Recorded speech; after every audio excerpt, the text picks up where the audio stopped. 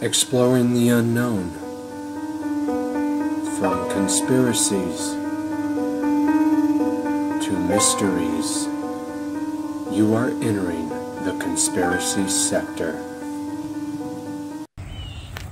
Well, welcome everyone to this very extra special program.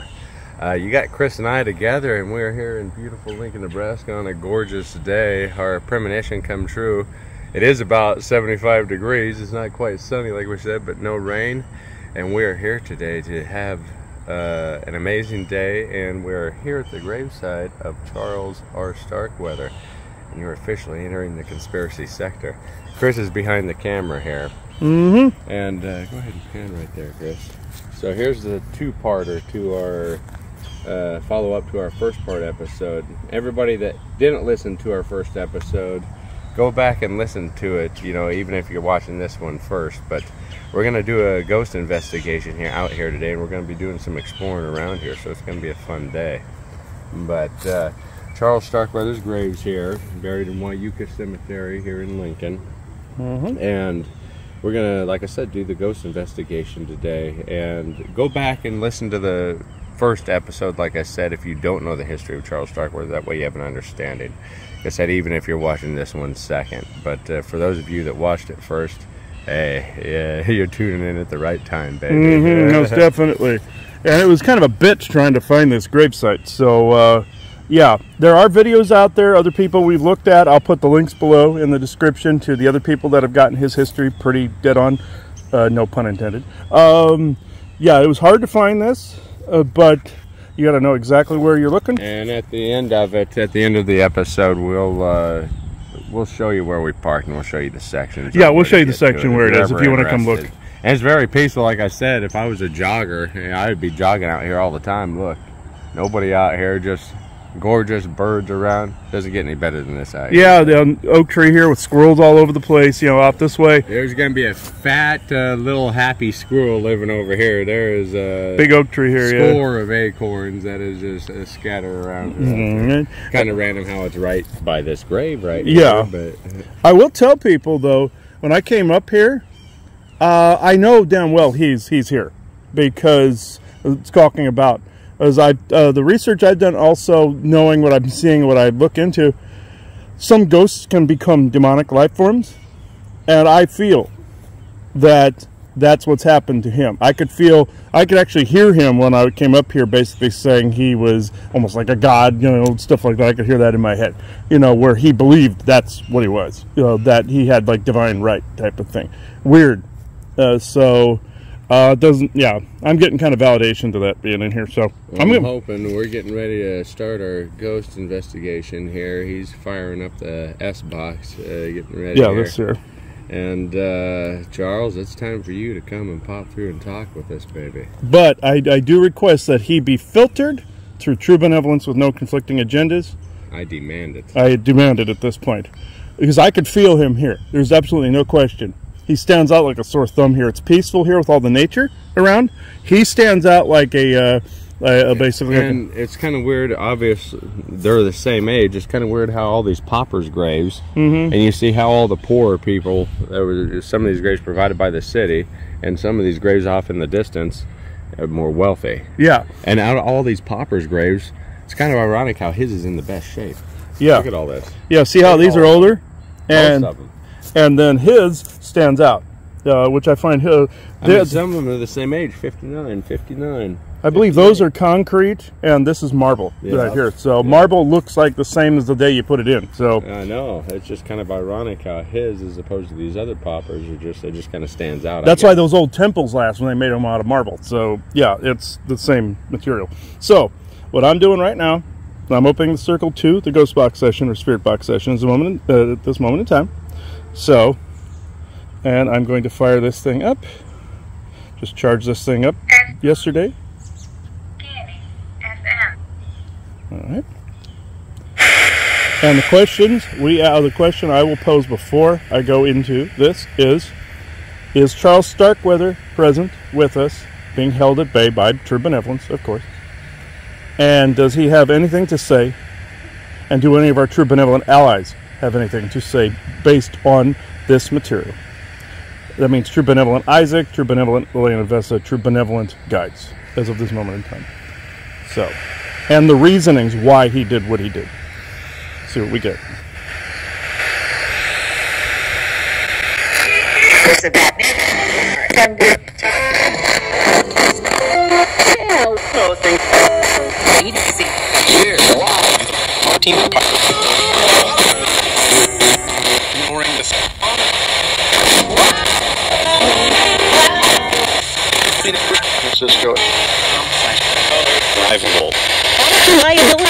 This is George, I heard. Did I get that correctly? Did you say this is George? I heard that something was drivable. What were you driving? A car. Was that correct? Can you tell me what type of car, make, and model? Anything. That's what I heard. Taking different vehicles. This wouldn't be Carol Fugate, would it? You're correct. Fantastic. That is fantastic. Killed somebody. Who's the name of the person that you killed? Saved your life? He's a bastard, I heard that. Can you repeat that, please?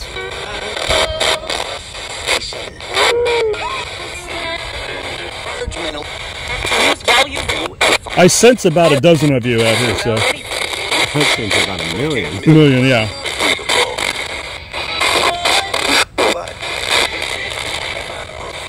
Who's the name of the person? What are the names of everybody that's trying to come through here? Give me some names of people who are trying to communicate. Thank you.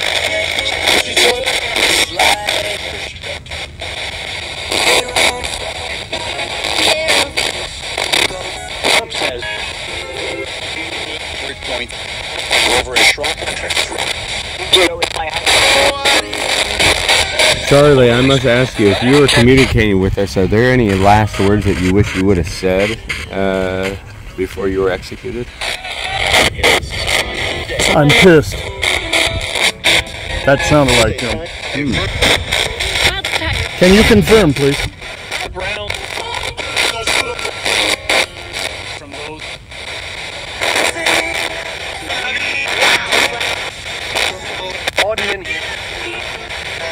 More of an audience, I heard. Yes. What was it? What was your ultimate decision to decide what you chose to do?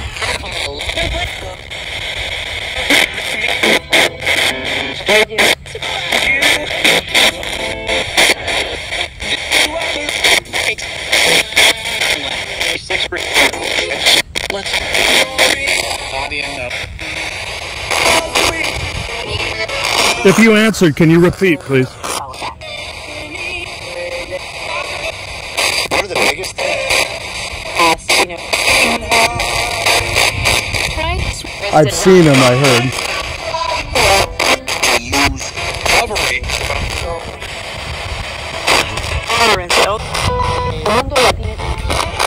There's a lot of chatter out here today. Can we focus on Starkweather himself and to answer the question, please?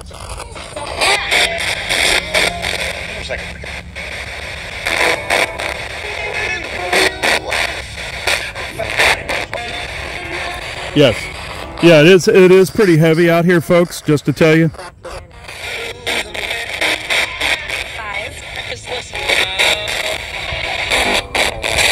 All right, I think we're good at this point. Any final words on the ghost box from any true benevolence?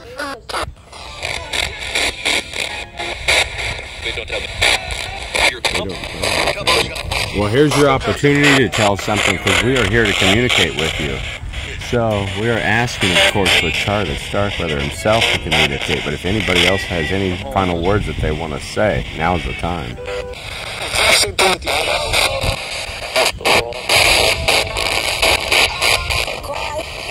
I want to cry. Why do you want to cry? And who is this? Who's this?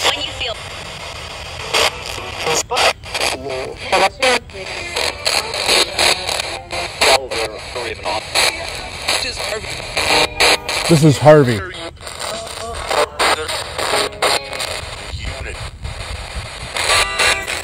I must ask, is there any of Charlie's victims out here that would like to say anything? Now's the time to speak up. Is there anything you want us to know that you want to say to us?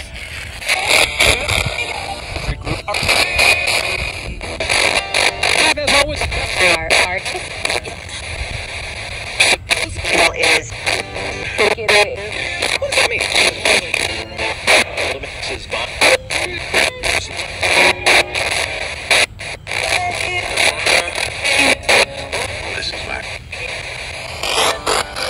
There's an awful lot of you. I'll be able to hear this in post later on. But any really good Class A EVP you can give us right now would be helpful.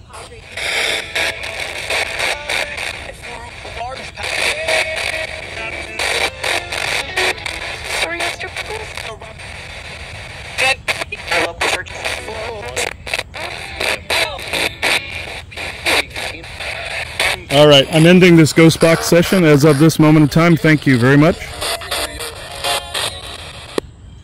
All right.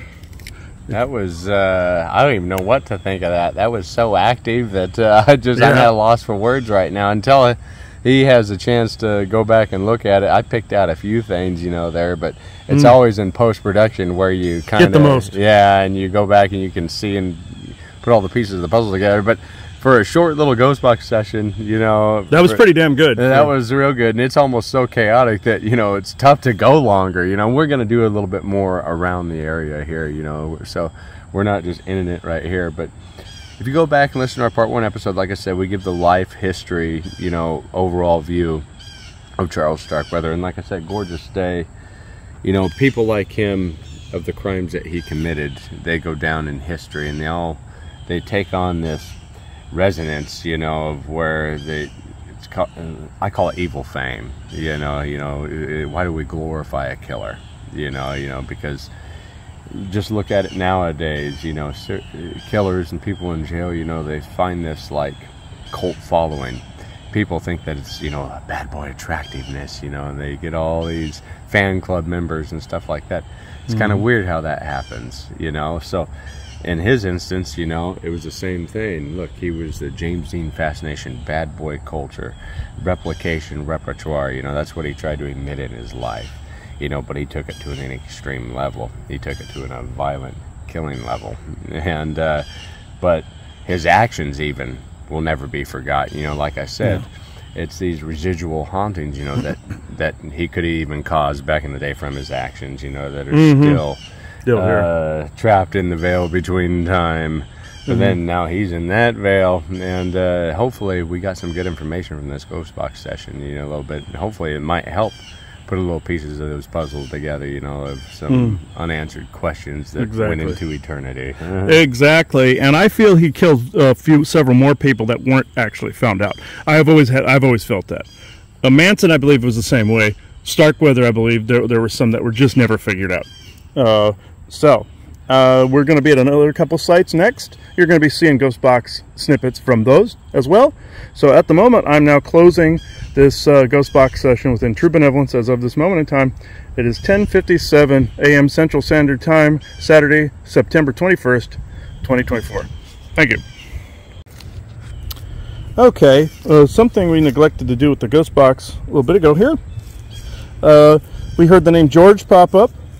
Here is a grave about 3 down from Starkweather.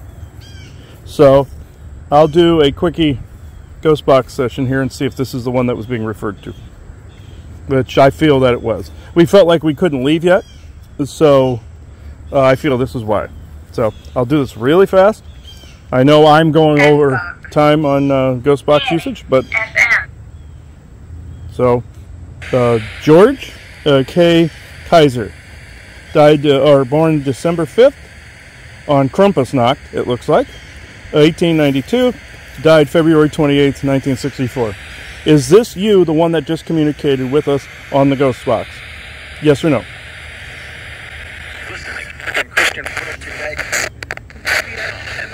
Christopher put it to bed.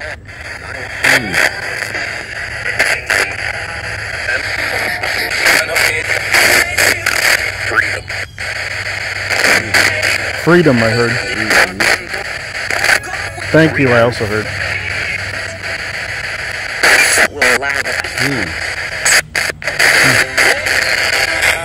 Is there any other messages anybody has anything to say since we fired this back up over here? I heard that, but I didn't understand it. Resolution. Meaning we've resolved things for those ghosts. Yeah.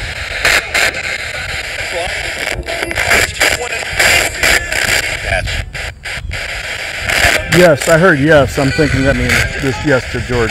So. Blood. It's blood.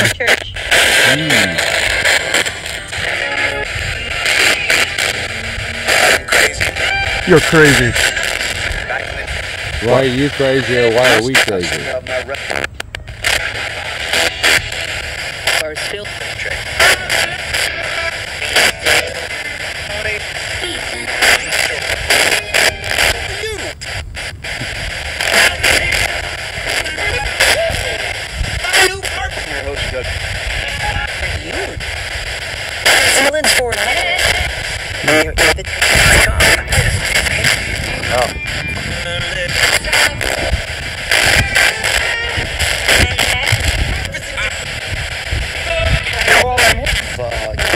Oh fuck, that's what I heard.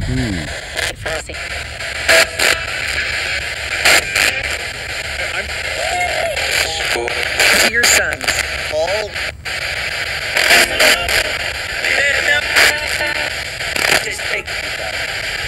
I heard your sons a little bit ago. Who is it that we have here, please?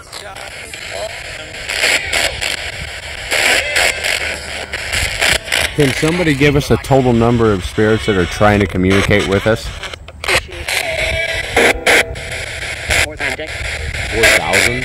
Yeah. I thought, did we hear 4,000? Yeah. Yeah, you did. I swear I said 4,000.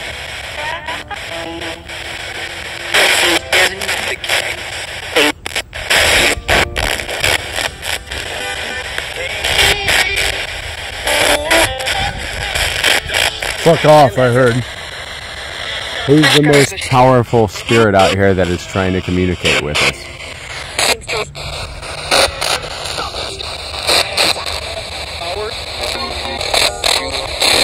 I think I heard Charles Starkweather has powers. That's what I may be. Won't mention it so down, but it is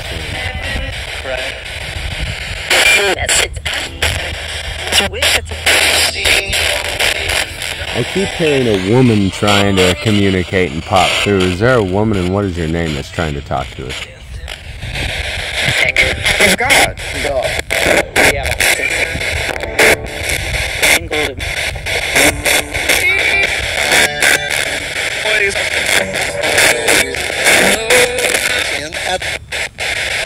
I thought I heard Anna, and there's a grave over right here. Is this you?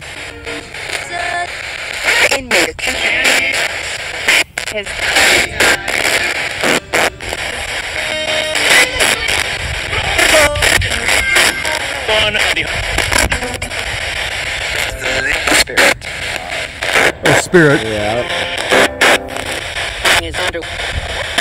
In his underwear.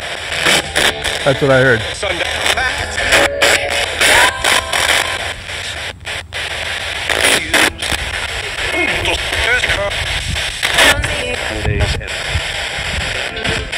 Herstein, I heard the name, Herstein.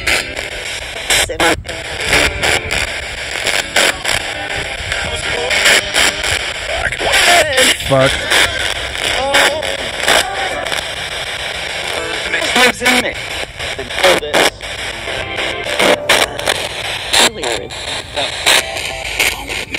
Hey Charlie, Starkweather, you still hanging out here?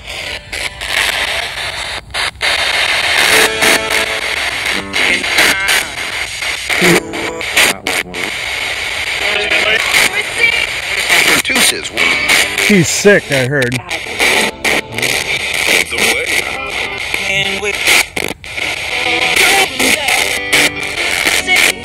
Did you say go on back?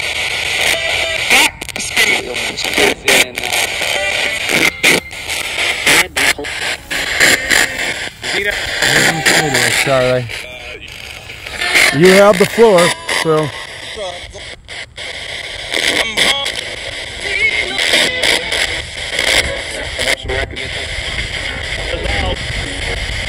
Trials expected. Trials expected. Yeah.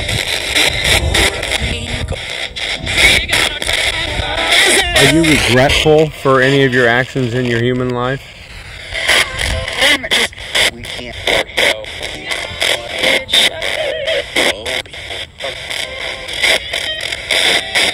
Killed a lot of old people, Chris. Have your actions been forgiven in the afterlife?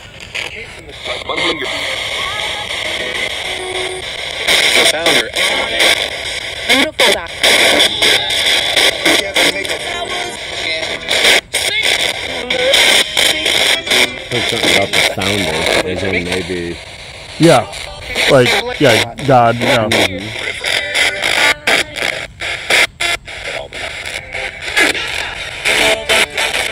First couple. First couple.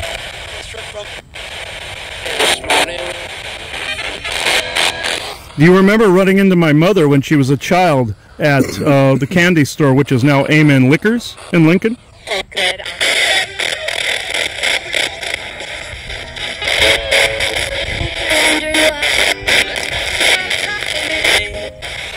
And you can finally tell us the truth. Was Carol Ann Fugate involved in any of the murders? www.com.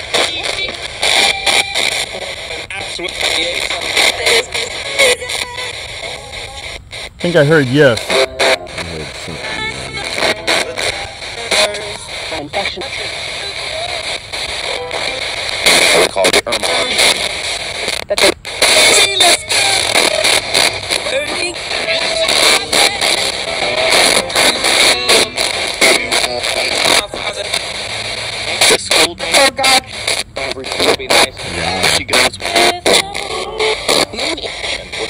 What do you want to tell us about God?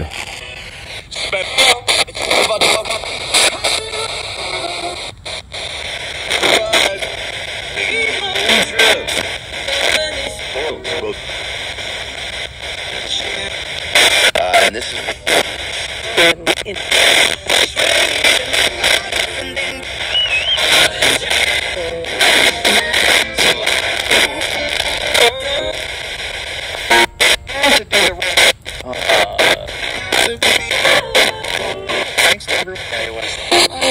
What I will ask, was that you communicating with me, Charlie, when we drove up into the cemetery telepathically?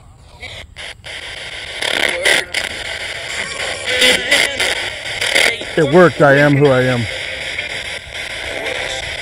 of course. Of course. Why? Thank you for that.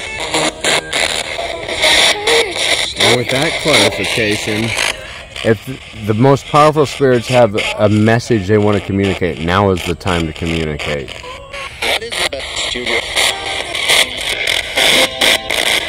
Really good.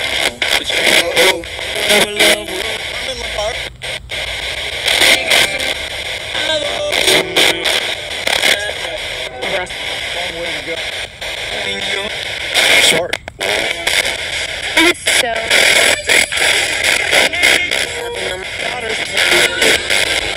Details on how. We're getting a lot, yeah.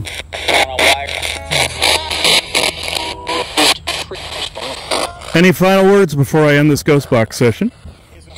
Sick fuck, I heard.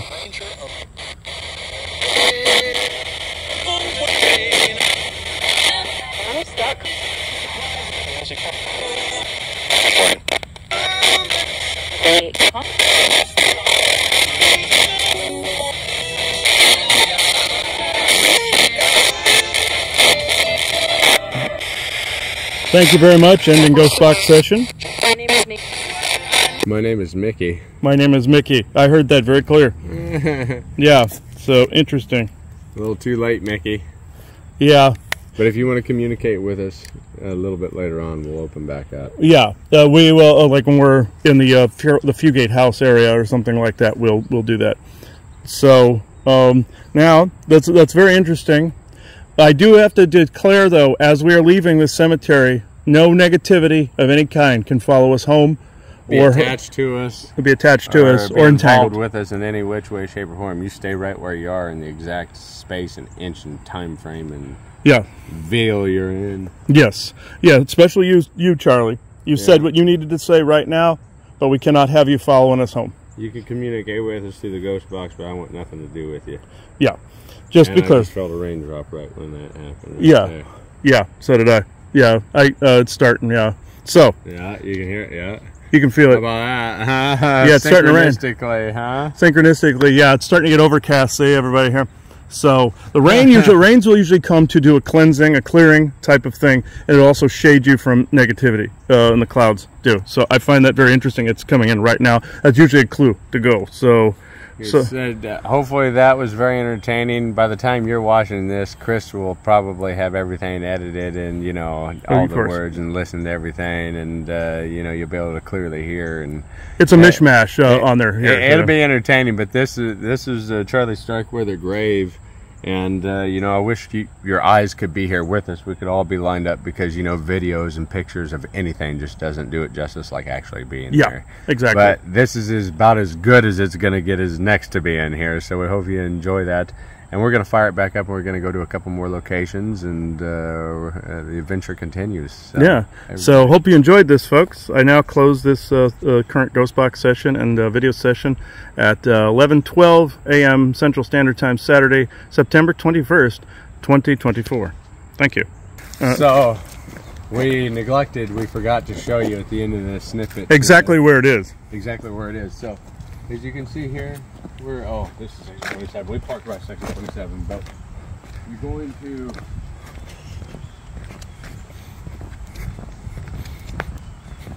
to see section 25 on a corner. You're going to see a little heart-shaped grave. Yeah, this one here. Pretty unique grave. That's a cool looking grave Roberto has. And section 25, and you're going to go directly 360 or 180 behind you, section 28.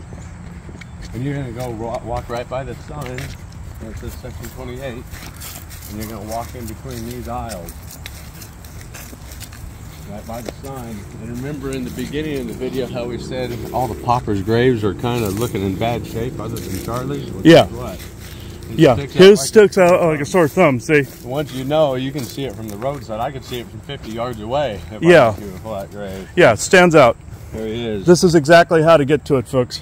So, and right here you can see this gate opening over here too on this side. Use that green house there as a marker if you're coming in through this gate here. And yeah, this is how you get to it, folks.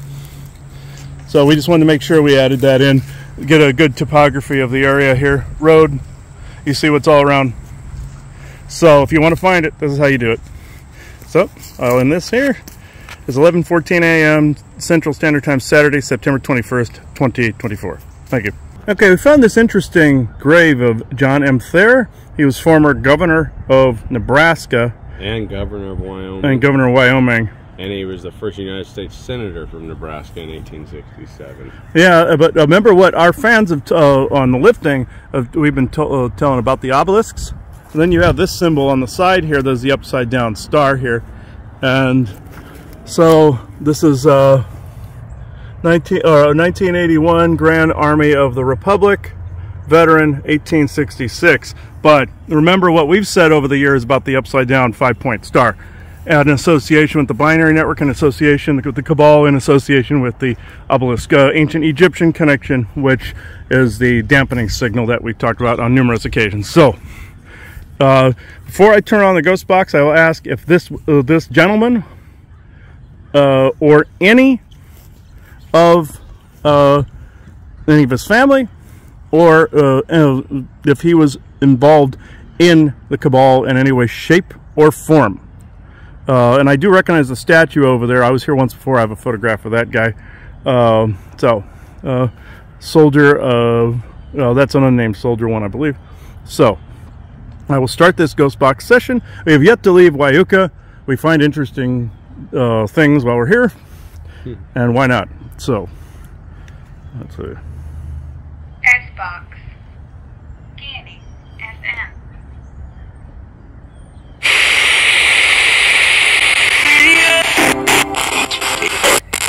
John and Claire, is there anything that you'd like to say to us? Any words you want to say in modern day?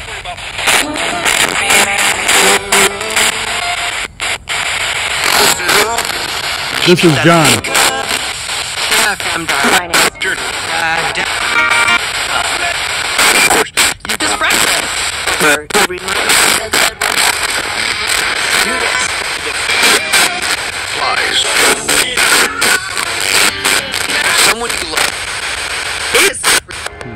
He's pissed.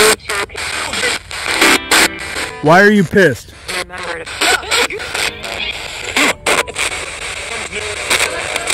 And who was speaking for him? Lincoln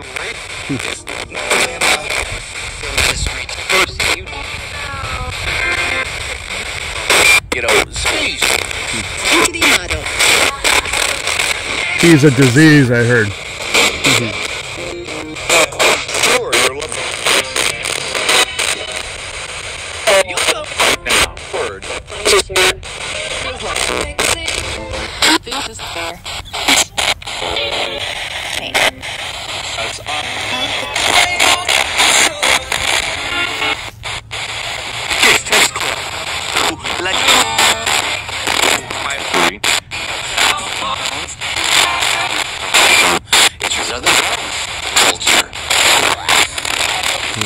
Yeah, I heard yeah.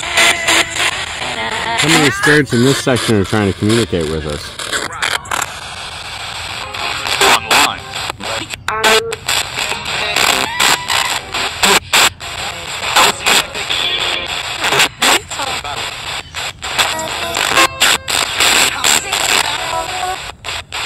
About 6,000.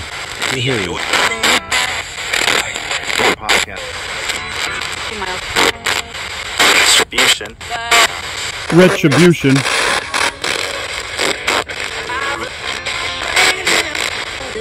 Hate him. You had a very successful life, John. Is there anything that you still wanted to complete in your life? Entertainment. Yep.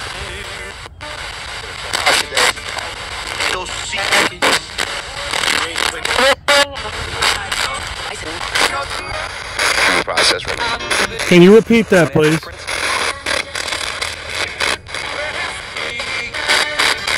It's me.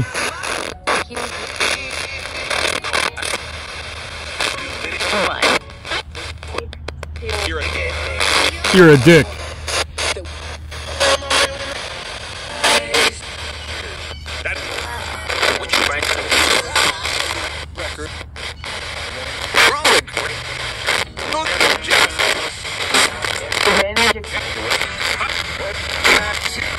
It's an expensive. Any final words, please?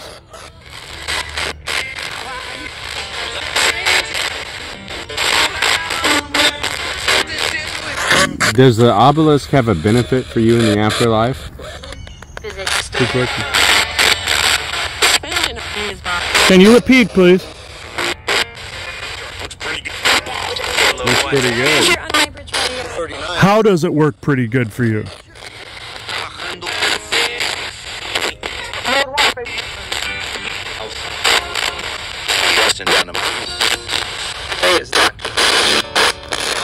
Does it give you energy of some kind?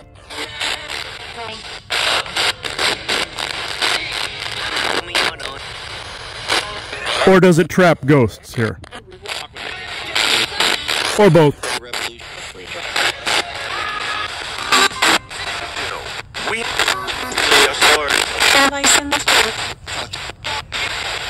Two.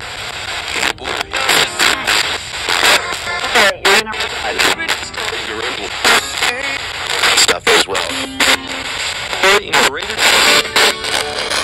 There are a lot of you here. How many? Family unit.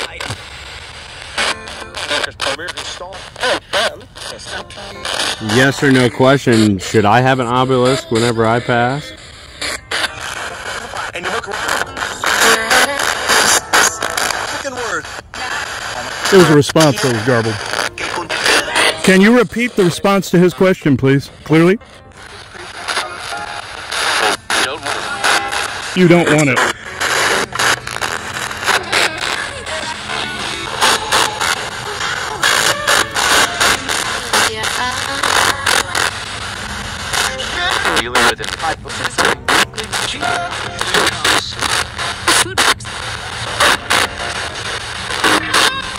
Better than the Any final words from True Benevolence or from him himself here? Win the next one. Win the next election. Is that true?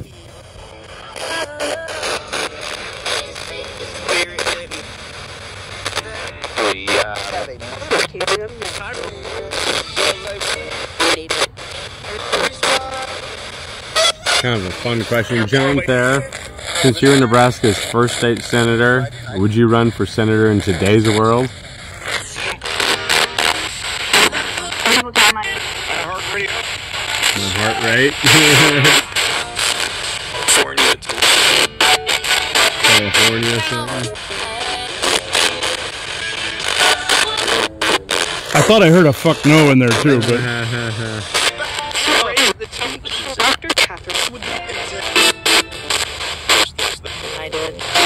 I did? Who said I did? That was a female voice.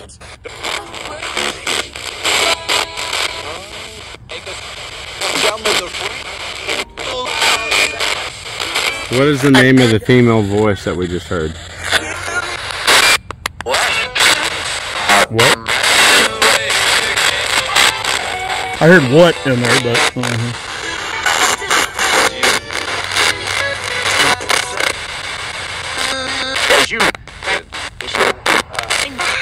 says you.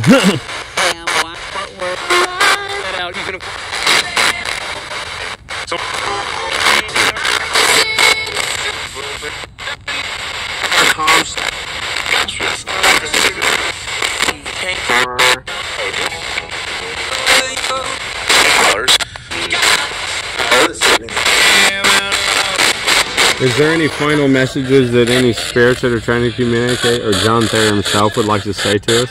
I don't know what to say. I don't know what to say. There's no dinner. There's no dinner. So. For football. I heard go football, but Go watch some football, I thought. Yeah. You want us to go watch football instead of communicate with you?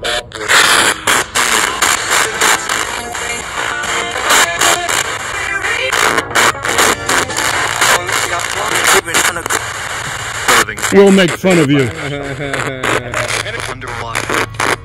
Okay. Thank you very much. Yes, thank you. All right. That was actually pretty cool. You know, we kind of got intuited to stop at this particular grave here. Thanks, John Thayer. Yes. Thanks, John Thayer. And the graves of all that are here. It says soldiers. Soldiers. 1861 to 1865. Now that must be a statue of John Thayer himself. Yeah, this was what it looks like. Well, we'll go over here and look. I do have a photograph here of when a team and I were out here looking for Starkweather's grave to begin with at night. We found it in the day the next day. But yeah. This, I have a picture of this statue in my old records. So he's quite the dapper man. Yep. On Fame's eternal camping grounds, their silent tents are spread, and glory guards in solemn rounds. The Bivulgog of the dead. I wonder what that is. Bivulgog. Something every day. We'll have to take. Yeah. Yeah, that we'll have to photograph that and look up the meaning of that word, and I'll put a hashtag in the video or in the description below the video of what that actually means. So thank you, all of you, of True Benevolence, and as I've stated before, only true benevolence around us at all times with no conflicting agendas, no negativity, or ghosts can follow us home after this trip today. So, thank you very much, everybody. Ending video in circle on 11:35 a.m. Central Standard Time, Saturday, September 21st, 2024. Thank you. Okay, still here in Wyuka Cemetery, and Aubrey found this interesting headstone. Was drawn to this Emery Stanhope, born March 4th, 1831.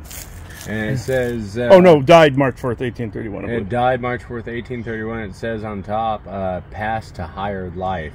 And 'tis but the casket which lies here, the gem that filled its sparkles yet. I'm not sure why they have the born date at the bottom. It's actually born March 4th, 1831, died March 26th, 1890. Yeah, that's a little weird. Normally it's flipped, but this person obviously had money. Yeah. At that time, this is what wealth got you at that time, was something like this. So in that time, this would have cost in probably today's money sometime around like maybe 10 grand. It was probably like a grand then, or two. Or more. Probably cost 20 grand. Today, probably 20 or 30 in today's. Yeah, just like playing games like Red Dead Redemption, for instance, you see how cost was there. To get 5,000 in that game is very hard. I just think this had to have been all hand chiseled too. Yeah. So there was wealth here, wealthy family. So also another thing that was curious, that heart-shaped headstone that we saw with that Roberto on it. I'm going to do the ghost box section one more time, but the standing question to him is, does he like being used as a Starkweather grave reference point to know where the opposite end is, where the Starkweather grave is? And to Emery Stanhope, did you come from a wealthy family to get this headstone? Or was it donated by a bunch of people with money? So I will start this, and we'll make this shorter, folks. Come on. Thought it died there for a minute. Scanning. SM.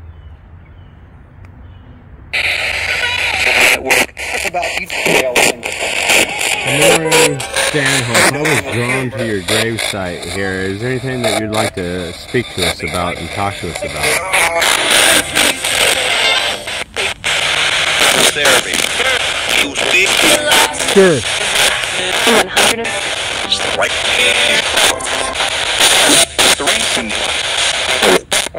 What's next? You have a very beautiful, intricate headstone. What was your life like? Criminalized. Criminalized. It's been criminalized. It's just broken. Get away with it. Got away with it. See the break?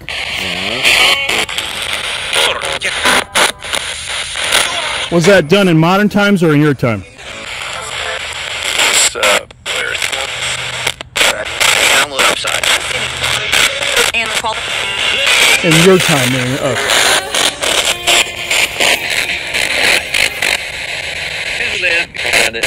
I think so.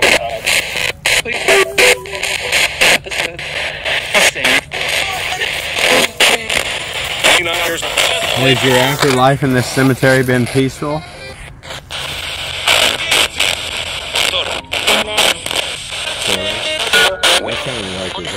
Yeah. Roberto, are you answering your question? And who's the Hispanic voice that popped up in all our recordings?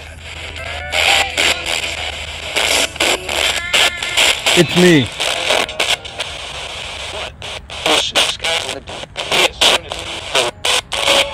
This is something. I didn't catch the whole thing.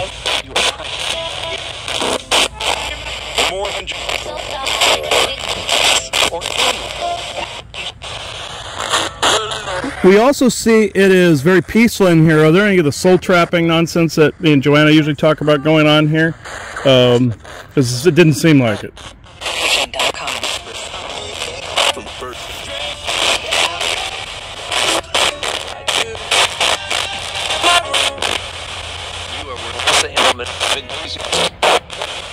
And I'm just curious about your life, Emery, because I feel very energetic right here in your presence. I heard somebody tell me I was wearing a helmet, my hat. It's an EMF hat, so. air conditioning. Job done. Financial well. Financial will. Prescription oil treatment.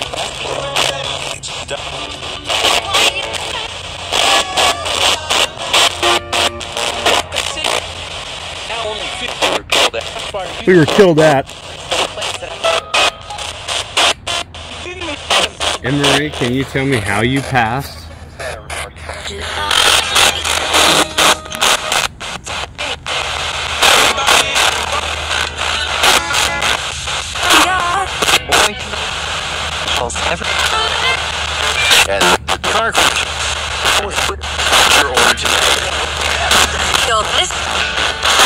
Killed this, or killed us.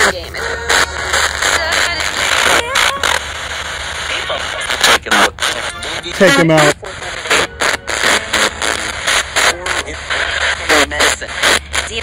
With medicine. Meaning poison, right?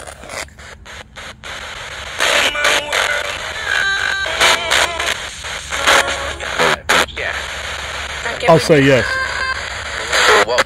You're welcome.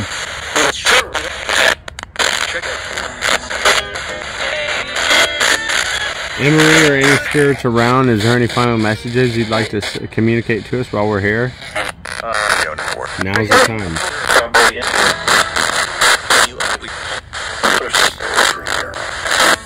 Precious grave right here.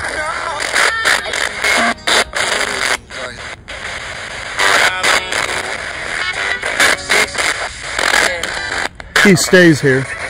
Literally slowing down. Slowing down.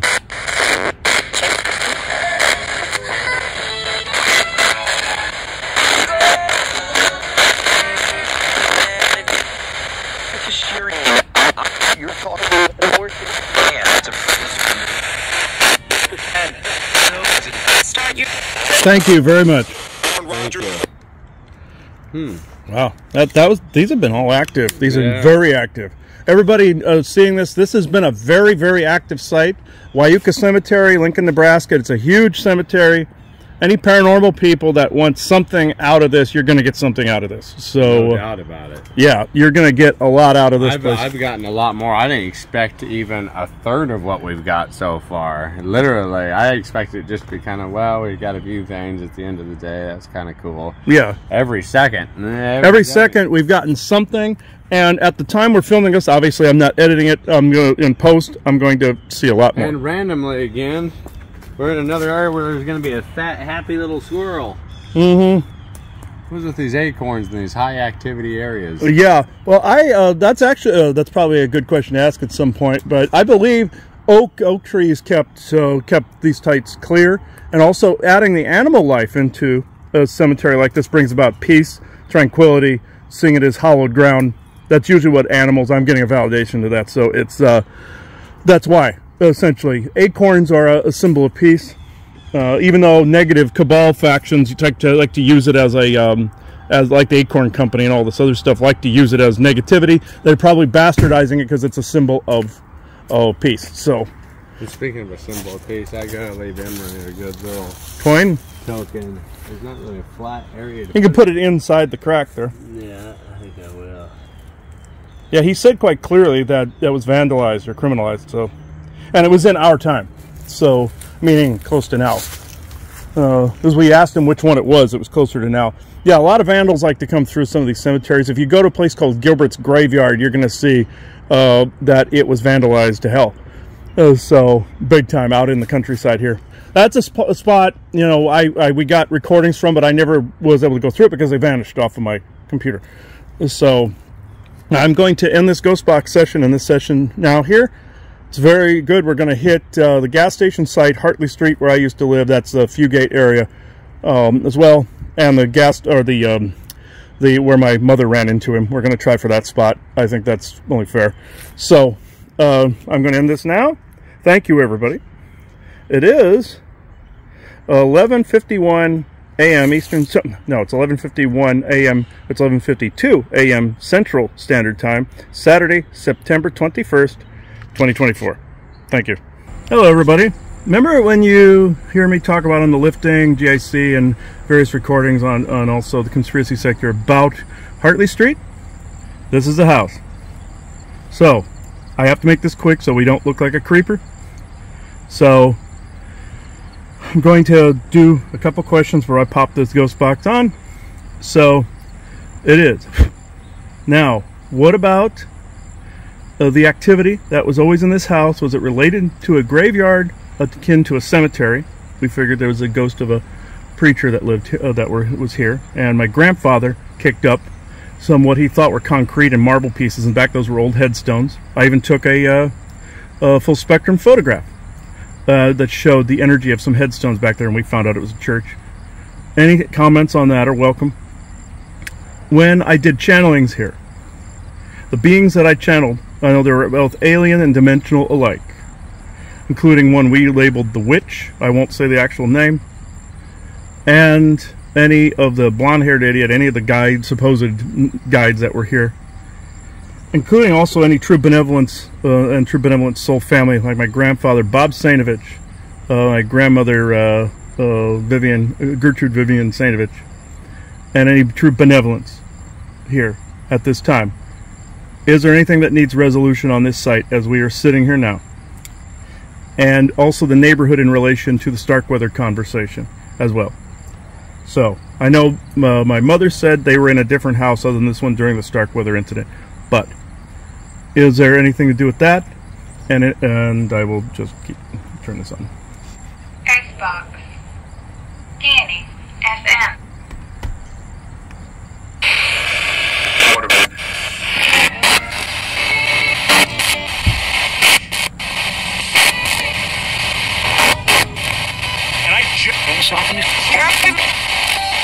Carol Fugate, I heard that.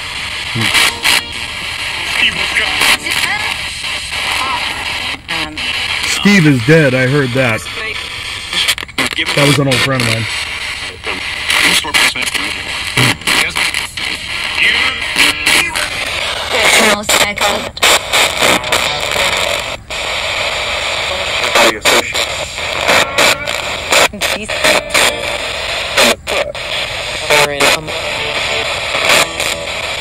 Right now,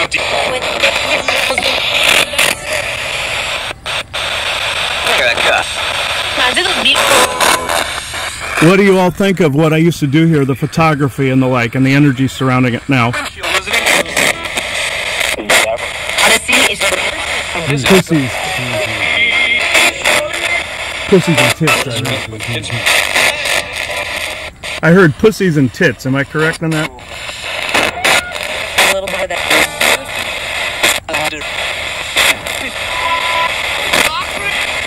Awkward.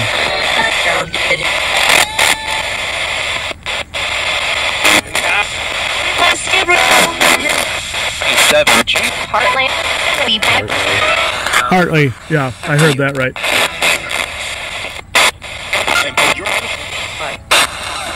Are there any portals or doorways that I must close at this time here? Coming full circle.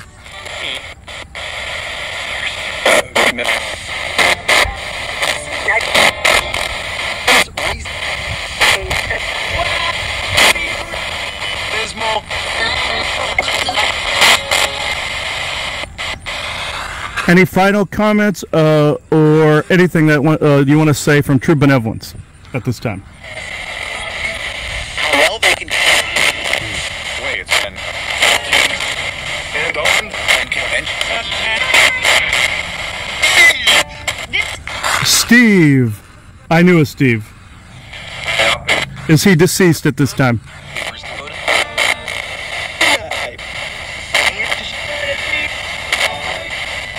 I am Steve.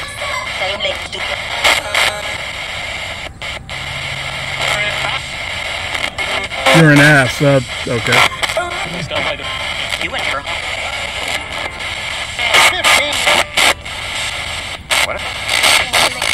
Whatever I heard. Okay.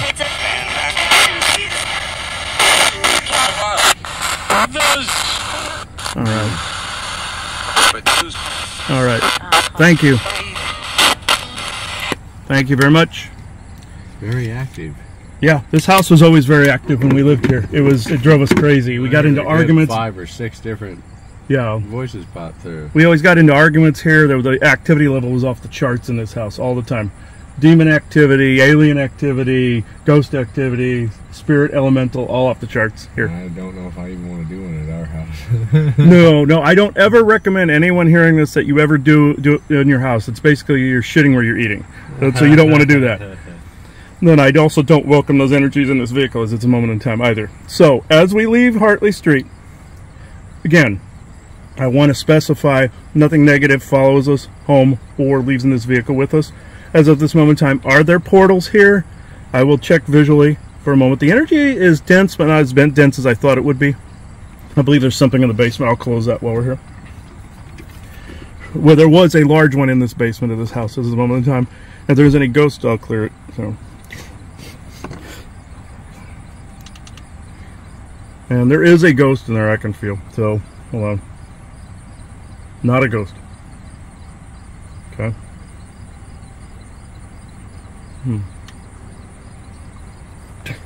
Okay.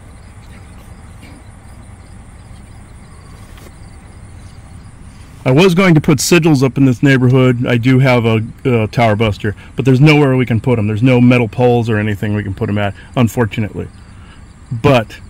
Or we can't put them on the house. And if the new current owner sees this house, we used to live here since I was age 11, 1991. I did, but I came as a kid here with my grandmother, Gertrude Vivian Sainovich and Bob Sainovich. And the Craig family and the Larson family would all come here, or at least the Craig. So, also my grandmother was married to Felix Gilbert Brown, my mother's birth father, as well here, who was also on this site. So, this site was full of ghost activity. So I do apologize if any channelings I did here upped the activity while I was here to the current standing owner of 935 Hartley Street. And I also urge any paranormal investigators see this film, please do not bother the owner of this house. Let this rest. But I just wanted to show everybody what this place looked like if you were curious. Up here, this is the street here. Side streets, a neighbor used to live there, we knew. Neighbors used to live here, we knew at 930. And that one over there, we knew Marge and George Pence. And we knew Dwayne and Carol, I can't remember their last name, but knew them, and a fireman named Rich up the street, and Gene, a car mechanic, lived over here, including also a family before him had Josh and Brandy, these 2 kids that I met when I used to come here for the summers when I was between the ages of 5 and 8 or so, to see my grandmother, Sainovich. And my grandmother and grandfather bought this house sometime back in the, I want to say, the 50s. So underneath that yellow siding, which we put on, and all those windows, we all did the renovations to this. They tore down the shed, and the last time Joanna and I looked here, and all those rocks were ones we put in, but all over the place. They took down the chain link fence. Had disputes with neighbors here all the time in this house of elite family. It was all the haunting stuff that was here. Disputes between neighbors, disputes between people, often are demonically and paranormally oriented, ghosts, all of it. You know, empathic transference from ghosts, etc., etc., etc. You know the drill. But this is the site that I've been referencing the entire time when I say Hartley House. So I believe we can go before we look like a creeper here recording. So again, apologies to the current owner if some moron or retard comes here and does stuff. Not our fault, but I do want to say. But I do apologize if that backwash occurs. So it is now, I'm closing this ghost box circle as of this moment in time. And we did ghost boxes, actually I want to say we did ghost box sessions in here in that garage, which I'll look for some of the older stuff that's still relevant from my grandfather. We got Bob Hope recording on there, everything. And also we did them in the house foolishly. I've gotten rid of those recordings. You never want to shit where you eat. So it is now ghost box circle closed. And also there's 3 2s here, and it's also the equinox today, the 21st. So it is 12:22 p.m. Central Standard Time, Saturday, September 21st, 2024. Thank you. Yeah, okay, everybody. This is this gas station. Sorry about all the noise. This is the Crest station. that Charles Starkweather committed his first murder at, right here. Yeah, this was his snapping point, basically. This started the spree. Yeah, this is exactly it. He came in earlier in the day, supposedly asking to charge credit for a teddy bear for a gift, probably assumably for Carol. And the shop owner denied him. Comes back later, abducts the guy, takes him outside of town, which used to be, you know, desolate. Now it's all urbanized and industrial, where he murdered the guy. What used to be out in the country now is, you know, industrial. You might swing by there and we can show you what it looks like. Yeah.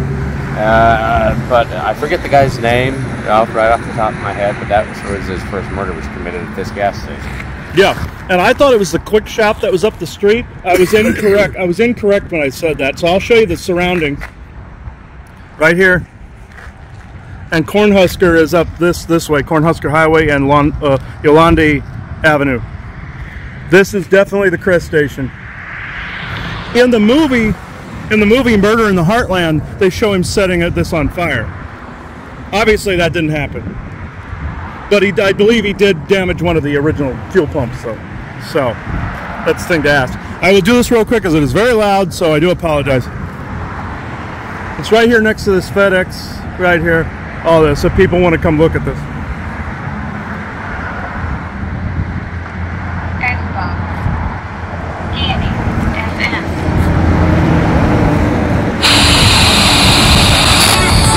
Who all do we have here?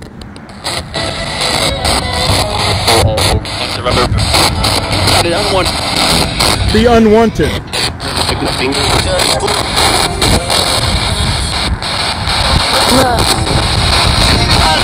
Chris, I heard my name. These little energies that would like to communicate with us. God damn it.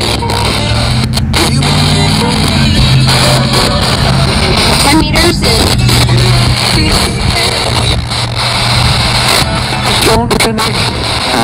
Strong connection.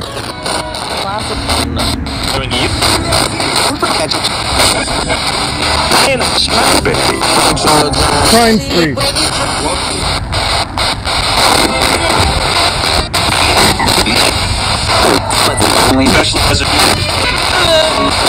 Hello.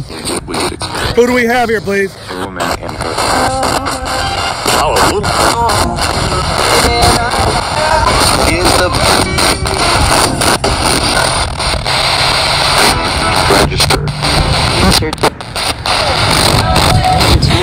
In this location, they're trying to communicate with us. How many?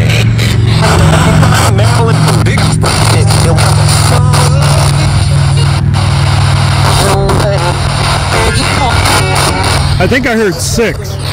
Am I right? 6, 5. Who dropped out? Who dropped out of that count?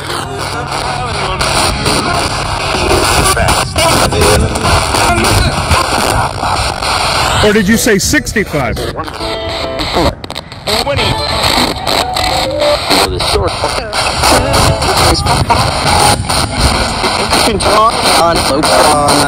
We can talk, I heard.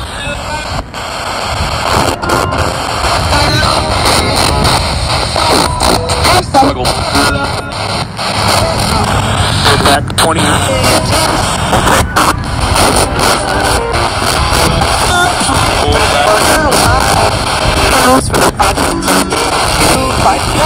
What is the name of the male and female voices that we're trying to hear? Give us some names of who we're communicating with. Female. I heard female, but who?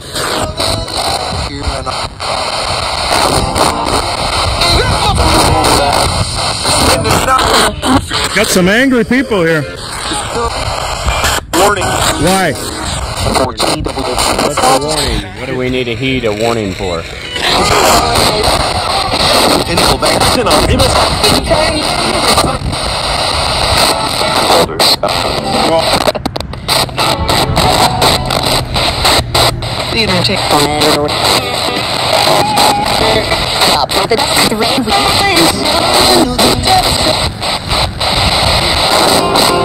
If you answered, can you please repeat? Dead bodies. Meaning ghosts.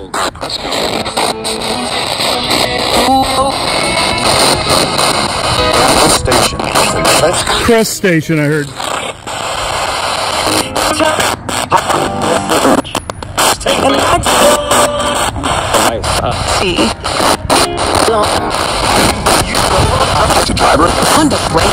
You're the driver. Who? What does that mean?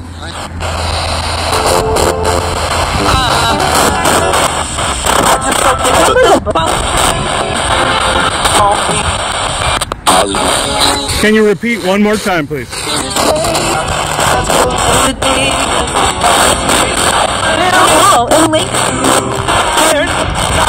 Dude. Does anybody want to pop through and give us something that they need to say? Now's the time. If there's anything that anybody wants to say, now's the time.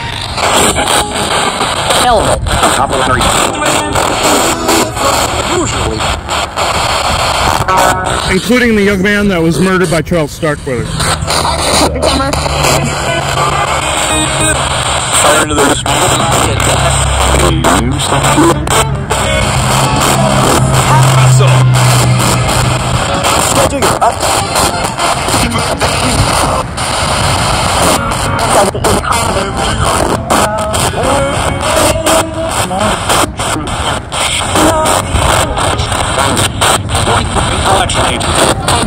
Any final words?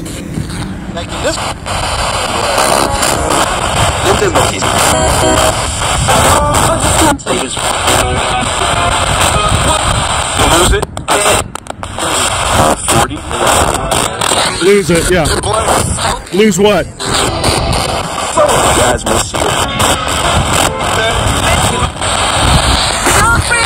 Chris, thank you, I heard.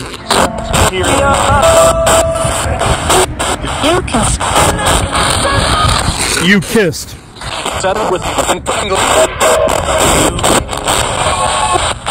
Kissed who? Who did I kiss?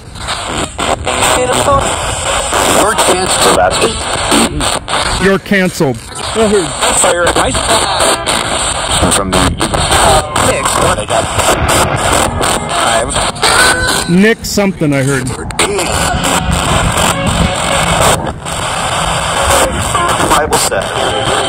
I will say.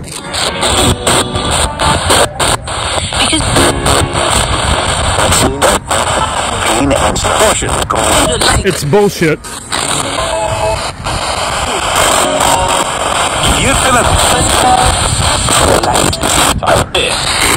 Any final words from our allies and true benevolence at this time?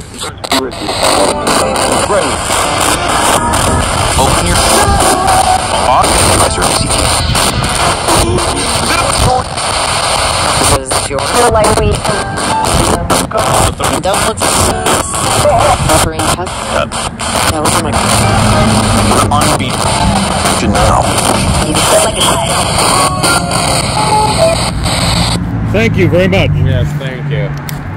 All right. Okay, this has been interesting. Very interesting. I don't like the noise. That's going to be tough to work through, but there definitely was activity. A lot of it, actually. I had troubles hearing it because there was so much activity mixed with the noise that it was hard to keep up with. That's why I was flagging all of the what I could hear on there. Yeah, and I have bad enough hearing as it is. So yeah, and sorry about the loudness. This is why right here. But yeah, it's kind of a unique location. Like I said, this is where the spree started, so we had to show you this. Yeah, we kind of started at the ending and we worked our way to the beginning. So yeah, his death to the birth of the crime spree. Yeah, so that's kind of interesting little thing. That's kind of what we want to do. We're going to go hit a few more locations. That's basically, we kind of did it reverse order just to show you guys. Like I said, episode 1, we go through the history.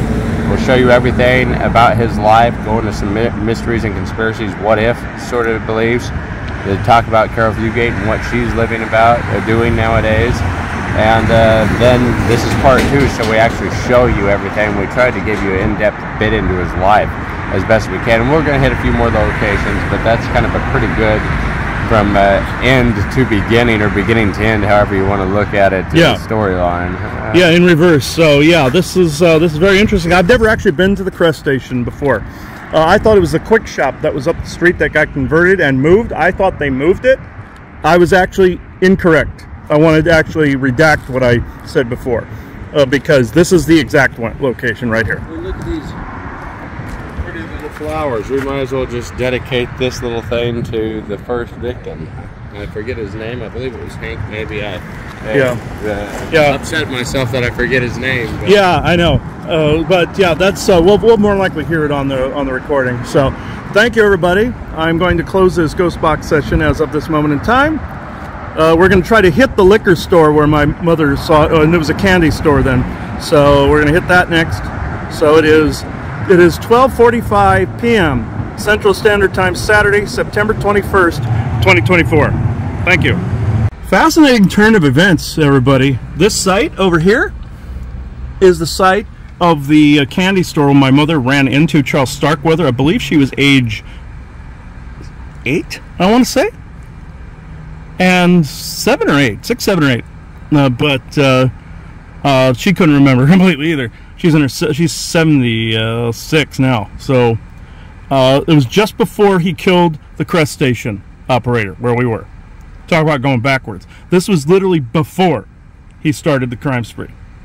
So in this residential area here, it was a place afterwards called Amen Liquors. So if you were the owner of this place, please put information in the comments below if you end up getting this, or if somebody finds the original penny candy store from the 50s, or Amen Liquors from the 1990s on.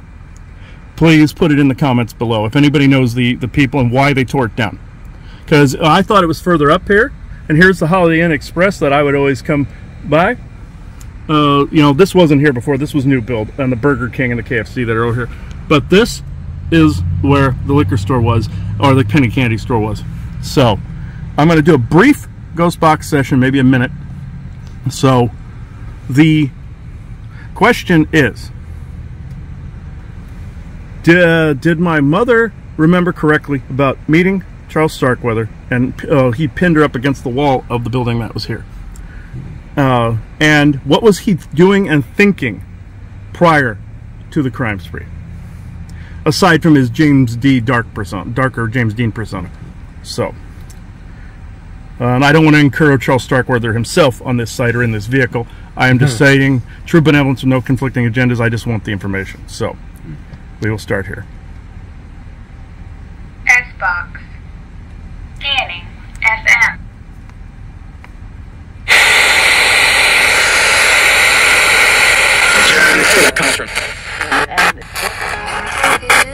Did I hear that's where he comes from?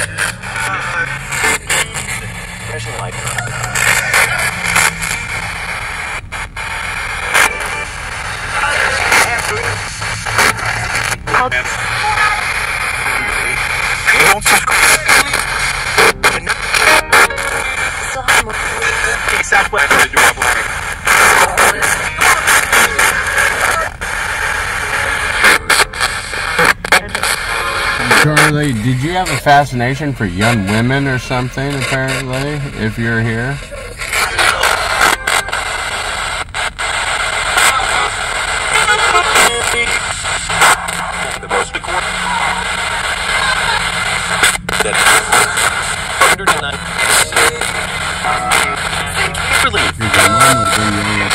Carol was 13. Yeah.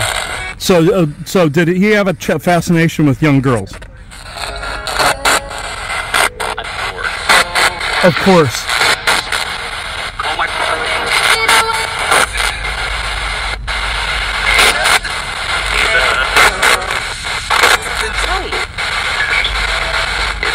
It's a good choice, I heard. Not really, but okay.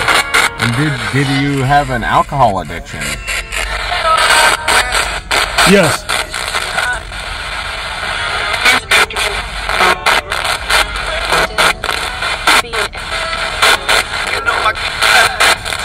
Did alcohol influence some of your decisions whenever you went on your spree? Completely.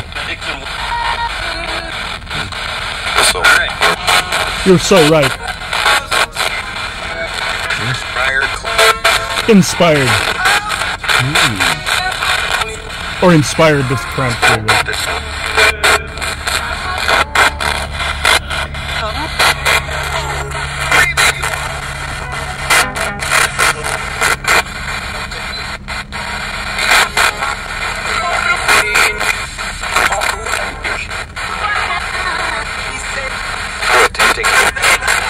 Attempting what? Graduated. What did he graduate from? The Bible. From the Bible?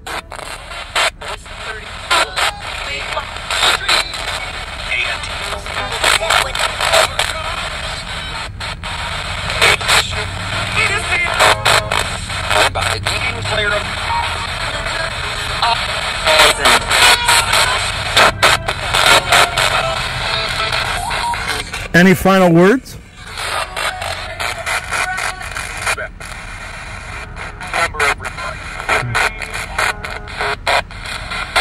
Fuck off. That's right. 5 seconds. 5 seconds. 5 seconds. Oh, let's see. 3 Mississippi, 4 Mississippi, 5 Mississippi. We're still here. Anything else you want to say? Ta-da! Get off this. Okay. Okay, thank you all. That was interesting. A lot of good direct responses. Hear all that, like get out of here, get lost. Oh yeah, I hear "get out." That's classic, but some people don't. Some don't. Even cryptids and stuff do not like that ghost box. So there may be like gnomes and such roaming around, and duende roaming around in the houses that don't like it either.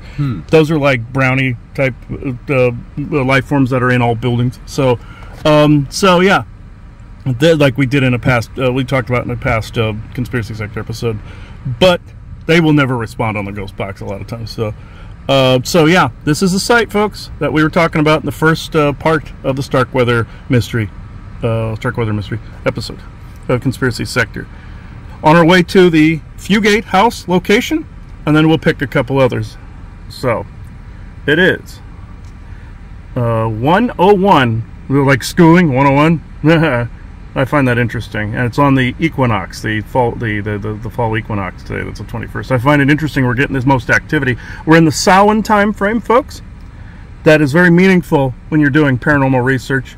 Most powerful time of the year, starting today, is the Samhain time. We were getting it beforehand, like the outer corona of it, but starting today is the official start of the Samhain or Samhain harvest season, leading up to November 1st, which is All Saints Day, and Halloween is All Hallows Eve, kind of like you have Christmas Eve and Christmas Day. Not acknowledged always that way, but that's how it is. So when somebody says, why isn't there a Halloween season? There is. Just look it up. There is. So, pagan holiday. So it is 1:02 p.m. Central Standard Time, Saturday, September 21st, 2024. And a side note to add to our previous recording, the gas station attendant's name was Robert Colvert. Robert Colvert. Okay. So, it's good we got the name. So, I'll cut this off again. Ghost box session circle closed on 102. That's a 3. I found it in. It's 3, and 21st today is a 3 and a 3. So, there we go. So, it is 1:02 p.m. Central Standard Time, Saturday, September 21st, 2024. Thank you. Okay. I promised we're the site of the Fugate House. Maxie Roper Park. You can't see from here, but this sign I'm zooming in on over here.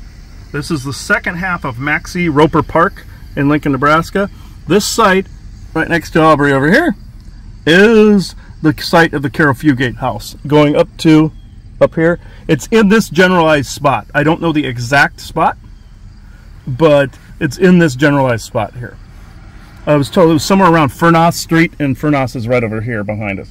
So, and we're on 9th Street. And also, that's a synchronicity. We've had a lot of 9 synchronicities lately back in Virginia. So, ever since we did the Roddenberry episode of GIC, it had a lot of 9s.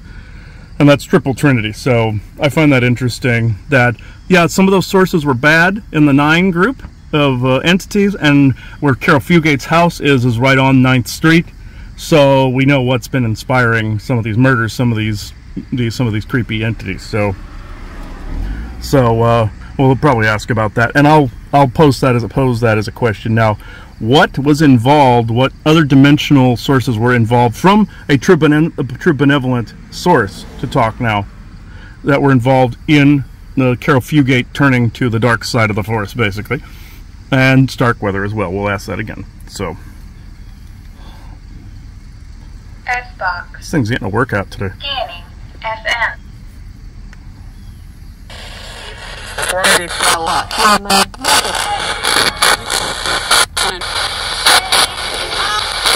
Thought I heard karma in there too. And if Velda or Marion Bartlett or the 2-year-old daughter Betty Jean are here, is there anything you would like to say?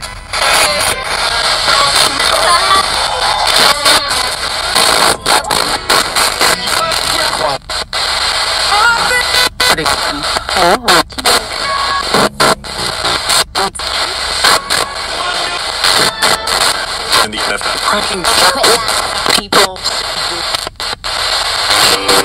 As scary and violent as your ending was, and as absolutely unnecessary as it was, there has to be some residual energies that are here. So if there's anything you want to say, tell us, please.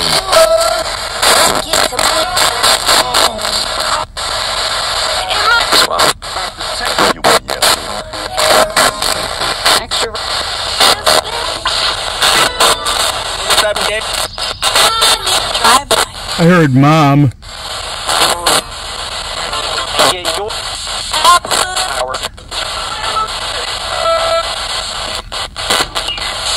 And did Carol Fugate herself commit any of the murders?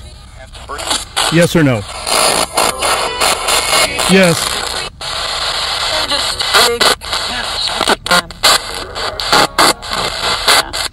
Yeah.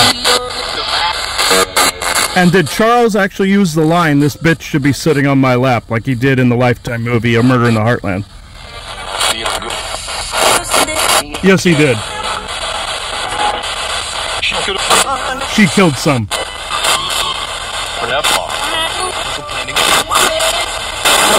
Chris, I heard my name. Demon. Demon. You said a demon was responsible for this whole thing?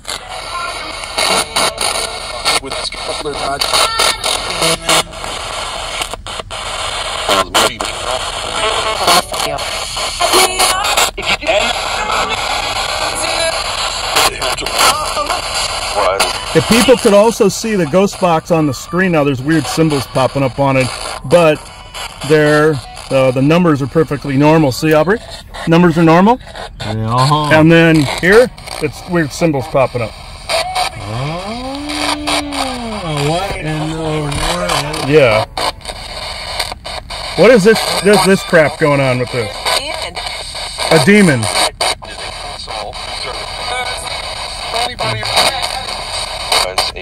What is the name of the demon?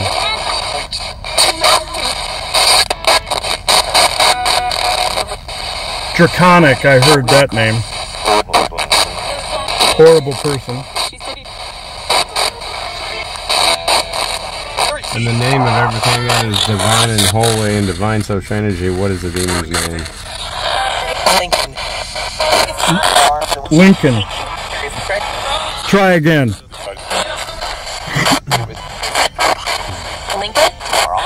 It is not Lincoln. The name of the demon is not Lincoln. Try again.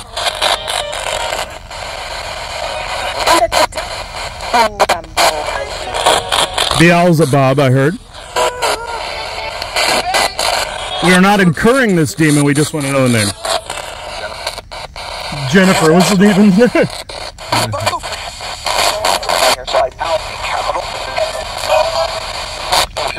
In the name of Jesus Christ and everything that is holy, I demand you to give us your name.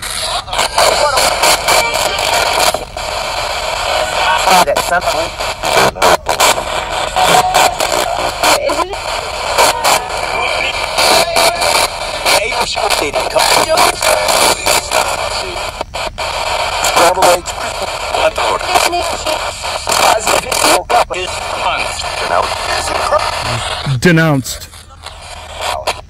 Okay, we revoke that presence as of this moment in time. You're not welcome at all. Okay, moving on. Any final words about the Fugate house?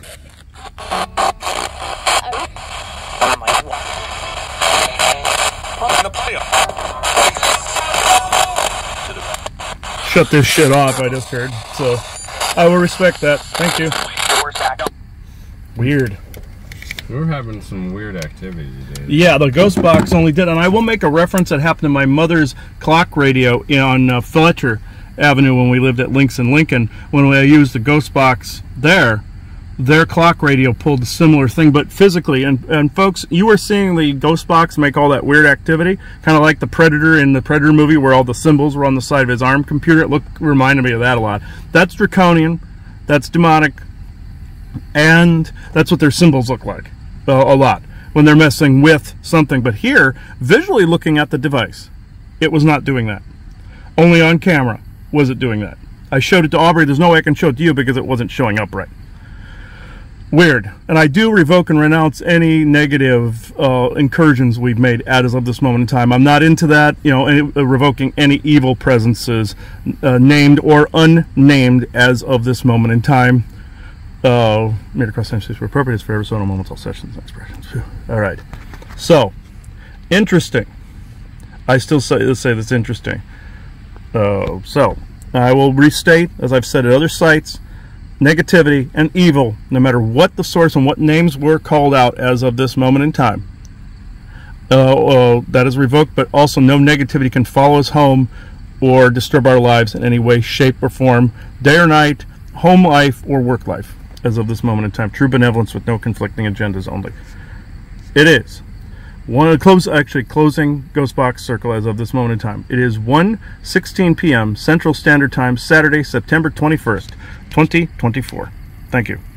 Well, welcome everyone to the ending of our, I guess, trilogy now. This can be the part 3 to our two-parter, is how we always end our shows. And like we said, we hope you had fun on our adventure today, and here we're going to cap it off. All right. And Zeus, you were famous today. Baby Zeus is our guest star. Yeah. Oh, yes, tiny, mighty little baby man. Yeah. He's a tiny little man. See, he's always on me when I'm here. So, okay. We are going to do the end channeling for this. So, I'll just put this about here. And I know it looks weird, but, oh well. Weird angle, but we don't have a tripod. So, yeah. So we'll do it this way. And, yeah, you get to listen to Isaac. Yeah. Okay. If you want to stay, okay. You can. Hold on. We gotta make sure you're all getting all comfy. Okay. Yeah, he's over here now. Bruce is trying to help. Are you trying to help? Okay. Yeah. Okay. You're sweet. Okay. Yeah. There he is. There we go. Okay. You can lay that way, sweetheart. Okay. All right. Isaac. I presume it's you, true benevolent Isaac. Are you protecting me, Zeus? From what, sweetie? Yeah. That's what he's doing. Be a good boy. What's the matter? Okay. Okay, true benevolent Isaac. Okay, hang on. True benevolent Isaac only. No negativity. True benevolence with no conflicting agendas is at this moment in time.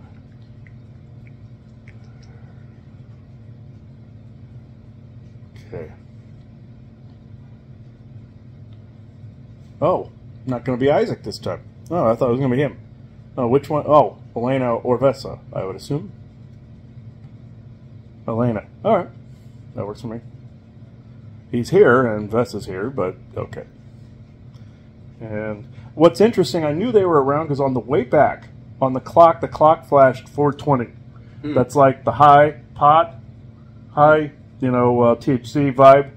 There's also a song they reference all the time by Dorothy, meaning you're pretty when you're high, meaning high vibration. So when I see the 420 pop up, that's high, high. So that's what they're trying to tell me. So obviously they were around. So, yeah, duh. Okay. I'll try to put this out this way on you here, and cute little Zeus. All right. There we go, buddy. All right. All right. Elena?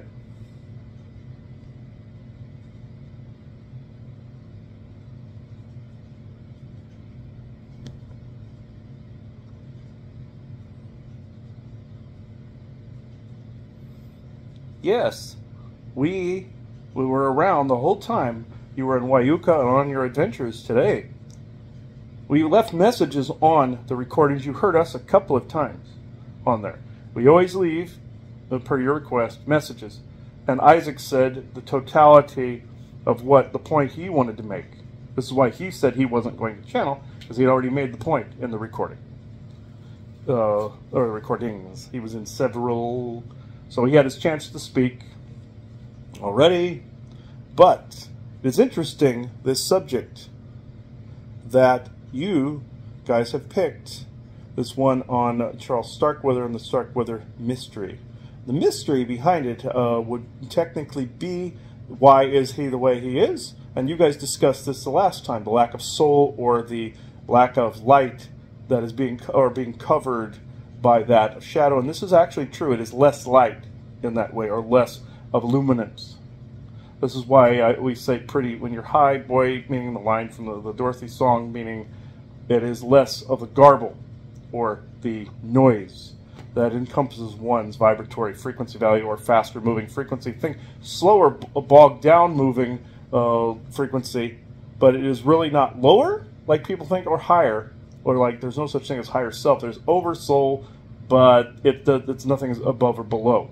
There is as above, so below, like you would like macro, micro, like when with Galactic Confederation concerns, or like building an archaeological, or digging an archaeological place, or having a blueprint to a much larger thing, macro, micro. In this particular instance, though, this is a shading of connection to oversoul, or there's a lack of soul completely. Vampiric and monstrous entities are rare in that form. There's inborns, which it's bred into the genetics because they're created in a lab. I'm talking about natural occurrences of monsters, which one would say they're unnatural because of no soul. Yes, you are right. But in the rotation that they pop up, they come in with a lack of soul or a lack of empathy. Now, there are some people that have genes like this, just like in your CSI, described a warrior gene. Your Lawrence Fishburne's character had it, and the character of Haskell that you used the reference to. Or even Gary Busey's son from Frighteners, you saw him being made reference to. And the Starkweather mystery being honored. They were showing his exact personality in that movie. Or Natural Born Killers, his exact personality. People wonder, what causes this? And I'm telling you, a lack thereof is what causes this. Like he said in the other episode, the first part, and Isaac came through, was talking about Friday the 13th, the series, when the character made the reference as to what would the devil be, a lack. Just like a vampiric entity would be a lack of something, always needing, always wanting, always sucking the life out of. Or in your Earth Final Conflict vernacular, Gene Roddenberry's Earth Final Conflict, the Talods, when Da'an gets cut off from the commonality, meaning cut off from spirit, he becomes vampiric and soulless. This is essentially what Starkweather was, but also the ambitions of humanity, the avarice, the how can I put it, the monstrous tendencies all thrown into one. Hitler was of this variety. Meaning, not just ambition, just like what they said in reference to Khan in Star Trek, the greater the intellect, the greater the ambition. Or the bigger the intellect, the bigger ambition. It's in that way, but not all soulless beings have greater ambition or greater intellect. There's a special variety and sub-variety of that ambition that becomes that of a monstrous, twisted variety. And he was into little children, all of this. This was also a genetic mutation that causes the brain, or a viral mutation. It started out as a viral mutation, a brain-eating bug, very much like in your Wrath of Khan, the more subservient ear bug that was put in Chekhov's ear. It began with an experiment thousands of years ago, but then twisted into form of a mutation. That mutation of the darkness twisted into a shard. That shard became that of what you see as Charles Starkweather, whether it's artificially induced as a mutation, or we should say, quote-unquote, naturally occurring. But again, Hitler was like this. You saw his result, even though he was backed up by negative ETs like reptilians and the like. But they were looking for more like them. In the Draco-reptilian variety, they are exactly this, a lack. They have lack of imagination. They can manifest a little. Their reptilian brain is of this lack. This also shows that those mutations have more of their DNA in this respect. So, I will quickly go into questions if you like. Yeah, so in relation to where we were at today, Wyuka Cemetery, What makes cemeteries so active when it comes to activity on the ghost box? How come it's so, raging with activity? This is an interesting notion because these are considered consecrated ground. These are considered holy places, but I would not recommend a channeling being done within one because they are so active with both dark, light, and all in between. These are considered holy, but at the same time, they also have certain religious connotations that were methods of control. There's also soul slavery and soul trade connotations where there are ETs involved taking ghosts back into their own biospheres. We do not need to go into that because it doesn't fully answer the question. The reason that they normally are full active is because a lot of them that were built on energetic power points of some sort. People were compelled to put holy sites on energetic spaces. This is why these areas were already active before this, but they're even more so with the ghosts of the dead and also what's known as the curse of Enlil, where he cursed the bones of humanity to condemn ghosts to latch on to the water and the remains. This is why it's paramount that eventually humanity cremate their dead. This is also one of the reasons they're active. He saw in Bachelor's Grove Cemetery years ago where he called this person the Witch of Bachelor's Grove, where an entity was trying to get this person to decouple this curse energy from the remains and use it as a fuel source. Very much like a spaceship will use a time fracture or an energy vortex as a fuel source for their ship. But this is what they realized. This happened hundreds of thousands of years ago, you see, and modern ETs and dimensionals will use these things as entry points and fuel sources. That cemetery, Wyuka, there was a lot more there than what you guys were hearing and seeing. There was a lot more dimensional, which was hundreds of thousands of years old, millions even. And in this case, all the ghosts that were approaching you, there were far more than you were thinking hundreds. There were actually thousands. So from the different eras and different veils that had lifted. This time of year, also far more active. The Samhain or the Samhain, this is the time of year that it is most active. This hope answers your question. Yeah, and then how does somebody like Charles Starkweather, whenever they do the deeds they did in their life, how do they fit in the afterlife compared to the other normal people? Well, in his case, there was a consciousness that one could say is a soul. But in the afterlife, so to speak, you actually felt him there. He felt him there. So there obviously is a consciousness that also can be coupled with a demonic entity. He became a mutation in life, even though there was a consciousness there. Upon death, that mutation gave him power. Very much like you hear in your Star Wars, you strike me down, I will become more powerful than you could imagine. He has mutated into a scarier thing than he was in life. This is what you were sensed there. He now patrols that area. You heard him, you felt him. Both of you did. He did not follow you outside of that place because of the nature of what he is. Now, he is bound too close to his remains via that of the curse of Enlil. He is near his remains. If they were to cremate those remains, they would release his consciousness. He could also jump to the places he committed the murders because he once stepped foot there, like at the Crest Station or within a certain select boundaries of areas he was. Think Beetlejuice for a minute. Whereas when the couple tried to leave the house, they were in sandworm territory. They left, like the book said, that the recently deceased book that was in the movie, both of them, the certain boundaries fluctuate with area to area. Think Starkweather is condemned to a similar fate.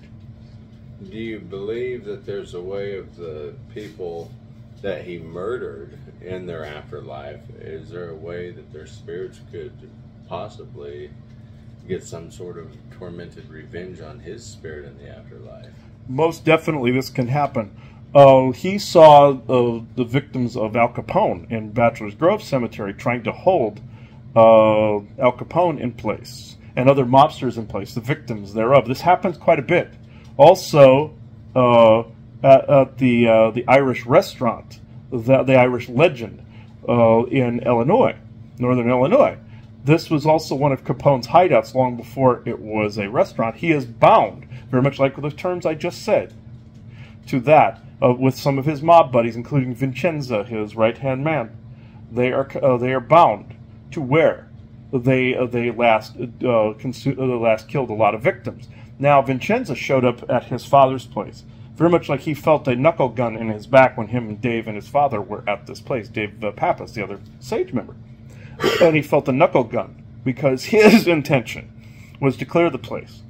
They would not want to be cleared because they saw that as an anchor to this dimension, Midgard, as the Norse would call it, guarding the middle dimensional ground. Vampires are bound to Midgard. Soulless consciousness or dimmed light consciousnesses are bound to Midgard. In that boundary, again, like the Beetlejuice thing, where there are boundaries that are made, he was condemned to stay there. Now, he told him, or the rest of the mobsters told him, that an quote-unquote angel told them to stay there. There is a truth to this, even though there was a soul-harvesting nutcase that told them to stay there. They would have had to anyway because of this boundary other ghosts inflicted as well upon Al Capone. It is no different than with Starkweather. Starkweather is also being watched after by a lot of his victims that have actually tried to bind him in place. Some people seeing him as not deserving of heaven and the hereafter. Others that just want to get back at him for the monstrous deeds he did in life. That's good information. I appreciate it. It very well sums it up for the mystery surrounding Charles Starkweather, I'd say. Mm-hmm. Yes, this is quite interesting. You guys were being heavily protected in these places to be able to conduct the rest of this investigation. This is not always conducive of all events. Be cautious of where you walk into and where you do conduct your work. Now, as far as the ghost boxes are concerned, we would recommend not always going over 5 minutes, but at the same time, cleansing these, keeping them in a little baggie and inside of a jar of Dead Sea salt or Himalayan salt or gray salt, Celtic salt. Any of these things, black witch's salt, any of these things will keep the crud off of it long enough for you to be able to store it. Any paranormal device should be used in this way. They're done in this way, but you can't do it with the phone. The phone is fine. But sometimes there are things that attach to your phone, but with the ghost box, jar of salt should fix the problem in this instance. So, are there further questions? No, that pretty well sums it up for me. Yes. So, yes, I say this to everybody. Blessings to all that are on there, but at the same time, be cautious when you walk into these darker places of the earth and these places of high chaos and chaos magic, soul harvesting, and the like. Be careful, you do not know what eyes are upon you. There were thousands and thousands in that Wyuka cemetery. Same thing with Forest Home and Bachelor's Grove, any of those that were there. And as far as the equipment goes, limit use, but we're not discouraging as long as caution is heeded. So, thank you. Okay, that's interesting. Pretty good information, I'd say. Yeah. Very well summed up kind of some of the mysterious EVPs that I feel like that we captured today. Mm-hmm. And it was very rampant. I'm curious to see what we find in post, The post-edit, yeah. And, just listening to everything again and seeing what is exactly said. Because you can listen to everything probably 100 times and still pick out more when it comes to EVPs. Yes, and by the time you see this, obviously I've gotten this done. But yeah, there's several of those files. They take far longer than you think. When Dave Pappas and I did Forest Home Cemetery, it took me 4 months because we had 30 or 40 files of EVPs and or ghost box sessions. We don't have nearly this. It shouldn't take me that long, of course, by the time you see this. But there were a lot of goodies in there I know we didn't hear, and Isaac left a message in there. Obviously, you've seen that by now. So I don't have anything. If you have anything to add, Aubrey? Nope, like I said, the adventure was quite the adventure, and we've seen a lot today, and like I said, hopefully the audience learned a thing or two, when it comes to the life of Charles Starkweather and how it affected other people's lives, and the mystery even into the afterlife. Like I said, I know that we captured him on EVP today. I know damn well he was on there several times. And so that's interesting. So Take that as you may, but we will see you in the next episode. Yes. Stay classy. Yes, and you are now exiting the conspiracy sector. So, bye-bye, everybody. Bye-bye. All right. Ending recording on 5:08 p.m. Central Standard Time, Saturday, September 21st, 2024. Thank you.